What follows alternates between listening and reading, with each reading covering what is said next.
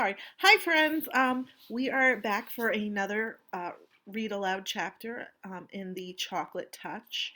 We read the other day chapter 4, and in chapter 4, John was again um, anything he ate turned into chocolate.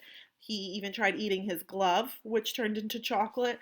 And then his friend Susan got a lovely silver dollar coin for her birthday, and when John bit into it, it turned into chocolate, and Susan became quite upset because her gift was destroyed. We are going to read chapter 5 to get together, so let's get started. John hung up his coat, got his notebook and pencil out of his locker, and sat down at his small table just in time for the second bell when Miss Plimsoll walked silently into the classroom. As soon as she appeared in the doorway, all the chattering and scuffling stopped. The 20 boys and girls sat straight in their chairs and looked straight ahead at a clean blackboard. "Good morning, children," Miss Plimsoll said. "Good morning, Miss Plimsoll," the class answered, respectfully. Miss Plimsoll sat at her high desk, blinking her eyes as she surveyed the room. Then she opened a little drawer in her desk and pulled out a spectacles case, from which she took her reading glasses. Spectacles is a fancy way of saying glasses. Like, I have glasses, I'm just not wearing them today. She removed her long-distance glasses, put on her short-distance glasses, snapped shut the spectacles case, replaced it in the drawer, shut the drawer, tilted her head forward so that she could look over the glasses on her nose, and said, "This morning, children, we are going to have an important test." Now, how do you think that makes the students feel? I mean, do most people really like tests? I didn't. There were a few groans and a few ohs and ahs. Miss Plimsoll lifted up one of her hands, and silence was restored instantly. "No complaining, please," she said sternly. "This test will show me how well you've been learning your arithmetic this year." Arithmetic is math, guys. It will be a short one. I'm going to write just 4 problems on the board.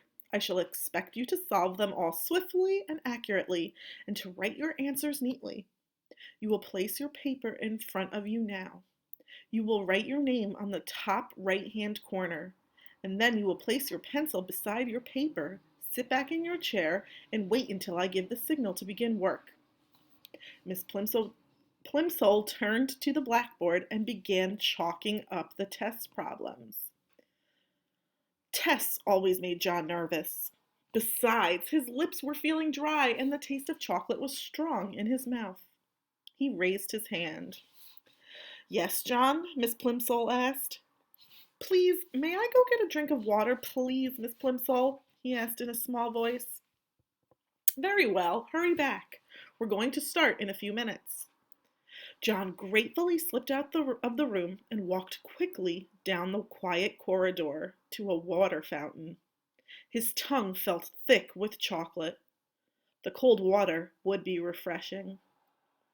He pressed his foot down on the fountain treadle, and a stream of clear ice-cold water spurted up from the silver nozzle in the white enamel basin. He lowered his head until the jet of water had reached his lips. The cold water splashed delightfully against the outside of his mouth. He opened his lips. As soon as the water gushed in, it turned into ice-cold chocolate water, thin and sweet. Quickly stopping the flow, John looked with dismay at the shallow puddle that had formed and was now draining away in the basin of the fountain. He hurried to another fountain on the second floor of the building, but the same thing happened. The clear, ice-cold water turned to liquid chocolate in his mouth. When John finally got back to his classroom, all the other pupils were bent over their tables, busily scratching away. Miss Plimsoll looked up from her book as John tiptoed in. She looked at the clock on the wall, looked back at him, and wagged her finger reprovingly. Mm-mm-mm. John began on the first of four problems, but he was so worried about the chocolate water that he couldn't keep his mind on his work. By the time he was ready to start the fourth problem, the other boys and girls were already putting down their pencils and straightening up and smiling at each other. 2 minutes to go, said Miss Plimsoll. Concentrating hard, John took the end of his pencil between his teeth and began to nibble at it. Mm-mm-mm. It immediately turned to chocolate. Then he noticed an even more disturbing change. Although he had taken the pencil out of his mouth as soon as the first piece of chocolate had crumbled off, the pencil was continuing to change to chocolate. The chocolate was slowly but steadily moving down the pencil, replacing the wood and the lead inside, changing it into a chocolate pencil before John's very eyes. The magic, for John knew that his power must be magic, was apparently getting stronger. By the time the whole pencil had changed from red, yellow, and black to dark brown, Miss Plimsoll was announcing that only a few seconds remained to which to write the final answer. Just a minute, John pleaded. Shh, Miss Plimsoll cautioned him, holding up a finger to her mouth. Shh, chorused the slow workers, who were becoming almost as excited as John. But John felt worst of all. He felt sure he could finish the problem and write down the correct answer if only he had something to write with. But, Miss Plimsoll, he begged in a loud whisper, my pencil's turned to chocolate. Hush, John, Miss Plimsoll said. I'll speak to you after the bell. John tried to write with his changed pencil, but the point was too soft, and he only succeeded in making a chocolate smear where he should have written 72. And that is the end of chapter 5. We will read chapter 6 tomorrow. But I don't know if you guys have picked up on some of the vocabulary that is being used in this book. There's a lot of words that we don't really hear very often, like spectacles.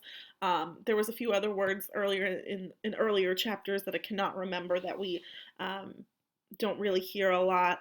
And they use a blackboard and chalk in school, which is something we don't really see anymore. We use whiteboards or smart boards now in our classroom. Everything's a lot more electronics. So this book was written several years ago. It's an older book, and you can tell by the vocabulary and some of the actions and things that the characters are doing. So I'm curious if you guys were picking up on that, or if maybe you guys didn't understand some of the words that were being used, because this is a book that was written several years ago. I can't remember when, but I could try to go back and see.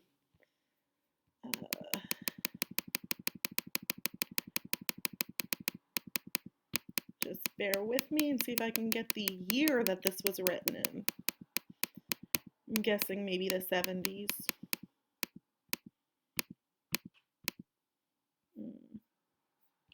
Of course it doesn't tell us, but I can try to look into it if anybody's really interested. But again, I hope you guys enjoyed the 5th chapter of The Chocolate Touch. I'm curious as to what's going to happen next with poor John, who now it seems that he's not really enjoying chocolate as much. I know I wouldn't want everything I put in my mouth to turn to chocolate. How would you guys feel? I hope you guys have a wonderful day, and I will see you later. Bye!